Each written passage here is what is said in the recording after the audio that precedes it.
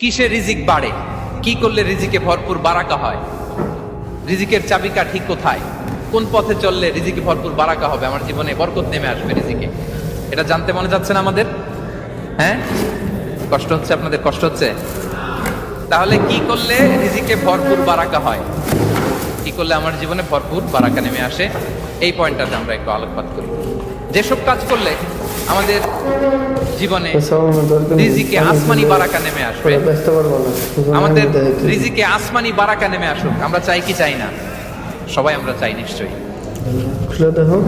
যে কাজ করলে রিজিকে আসমানি বারাকা আসে, এর এক নাম্বার হচ্ছে তাকওয়াল্লাহ, আল্লাহর ভয়। আল্লাহ তাআলা বলছেন ওমাইয়াত্তাকিল্লাহ ইয়াজআল লাহু মাখরাজা ওয়া ইয়ারযুকহু মিন হাইসু লা ইয়াহতাসিব। যে আল্লাহকে ভয় করে, যে আল্লাহ সচেতন, আল্লাহ তাকে মাখরাজ, মাখরাজ মানে কি জানেন? ওই যে এক্সিট লেখা না এদিকে, এই এক্সিটকে আরবিতে বলে মাখরাজ, মানে কোথাও আটকাবেন না, বের হওয়ার রাস্তা আছে, কোথাও আটকাবেন না, বের হওয়ার রাস্তা আল্লাহ তাআলা অ্যারেঞ্জ করে দিবেন। You will have the way out from crisis. ক্রাইসিসে পড়লে, সংকট মোমেন্টে আল্লাহ তাআলা ওখান থেকে এক্সিটের ব্যবস্থা আপনাকে করে দিবেন। ওয়া ইয়ারযুকহু মিন হাইসু লা ইয়াহতাসিব, এমন জায়গা থেকে আল্লাহ তাআলা রিজিকের ব্যবস্থা করবেন যে সে কল্পনাও করে নাই।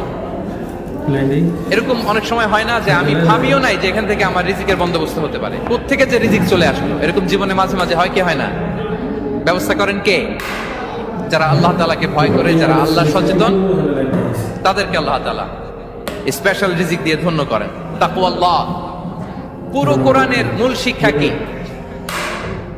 পুরো ইসলামের এসেন্স কি, জিস্ট কি, সারাংশ কি? যদি আমাকে জিজ্ঞেস করা হয় আমি বলবো তাকওয়াল্লাহ।